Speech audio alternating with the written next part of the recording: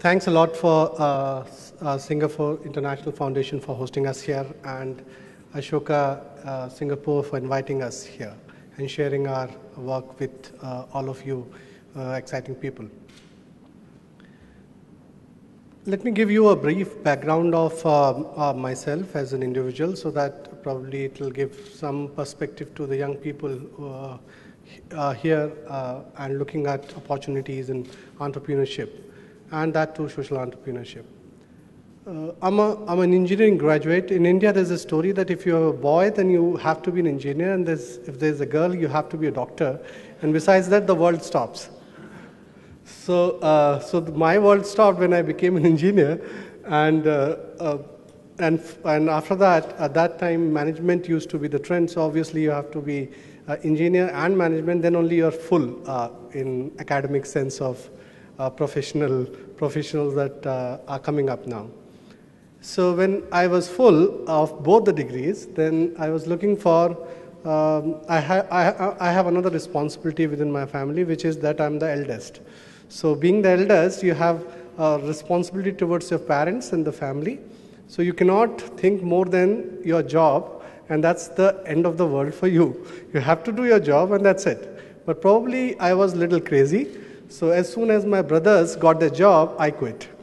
So that was the first thing I did. And I started my work, which I wanted to do, because I saw an opportunity which existed within an economy which I'm taking into from an economic perspective, that which everybody was calling an emerging economy. The developing world was being called an emerging economy, where there's a lot of opportunity. There's a lot of opportunity for business to grow, market to grow.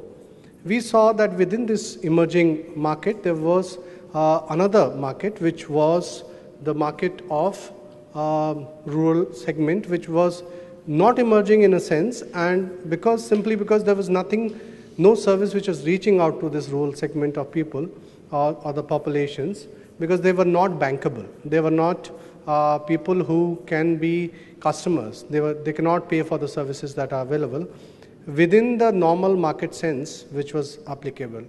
So we saw that, okay, this is it, but what can be done? Means we understand all the constraints, because most of the rural people live in areas where infrastructure is very poor.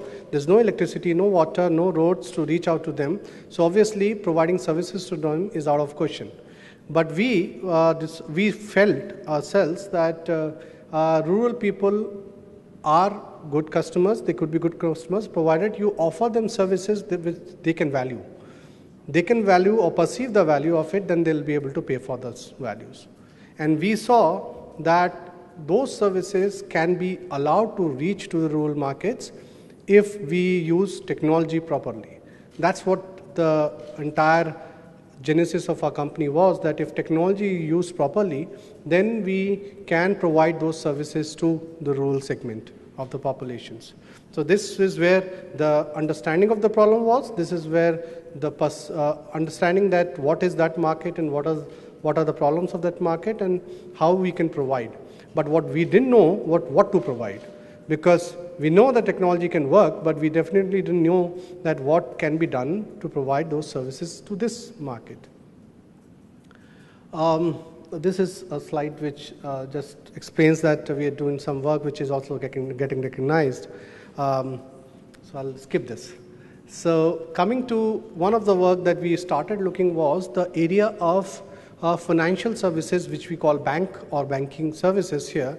There used to be a time 30-40 years back when we used to queue up in front of a bank to get our money from the banking clerk, so that our checks can be validated and we can get cash. Technology came, we got ATMs, and we are able to withdraw money. Unfortunately, for the large segment, 2.2 billion people across the world, they do not have access to any banking service. No form of financial services reach to them. It's this segment of population that we saw that there's a big opportunity for banking services to reach these people, because it's a large population. In 50% population of India, which is approximately 600 million people, don't have banking services. Microfinance, which is coming up and was doing excellent work in providing financial services access to rural populations, was lacking technology backbone. And we decided to create, as the first area of our work, technology backbone for the microfinance sector. So this is some work that we have done where we have used mobile phone, the same mobile phone that most of us have, or probably an older version of those phones, to create applications which will allow financial service providers like banks or microfinance institutions to be able to provide financial services. We have integrated a lot of technologies of various kinds to provide this backbone for providing financial access to rural populations. This is one of the areas of our work. We don't provide the money. The money is provided by the financial service provider. We only provide the platform which people hire. So what the benefit is that the financial services provision for those rural clients is at a lower cost, and the bank for bank was one of the first concern was that the people are not able to provide that service because it's too costly. The cost reduces for them, and the transparency within the system increases many folds. So this is one of the area of our work. This is something which is being the shopkeeper. This is a shopkeeper who's doing banking transaction by one of our clients in Sri Lanka. Next area, once we have money, rural population within India, the primary occupation is agriculture. Money is there, but my agriculture is not productive. Average agriculture growth for last 1 decade in India had been 1.2%, which means that when the inflation is 8%, Indian farmer is growth is 1.2%, which means that they are actually spending more money from their pocket to be alive in a globally price, where inflation is increasing across the world, costs are increasing of living. So the farmer is actually going back. So the reason is simple. The productivity of the soil is related to the soil health. The problem of the farmer is that the piece of land that they have is the same or probably getting reduced when the family divides, new brothers or sisters, and the land gets divided. So they have to be more productive within the same amount of land that they have. What we looked into is how do we provide them advisory which is there in agriculture research institutions so that they are able to have better information for doing better crop practice and actually probably do a better production of the crop and, if possible, reduce their cost of cultivation. This is an area of work which is linked to this slide here, wherein we provide them these prepaid vouchers which are available through rural franchisees who take up these vouchers and sell it to the farmers. Farmers buy these vouchers for getting a range of crop advisory, farm advisory services that we provide, which help them to better manage their crop fields, reduce cost of cultivation, and as well as increase productivity. Now, if the service works on the mobile phones of the farmer, mobile phone is quite pervasive in the rural populations.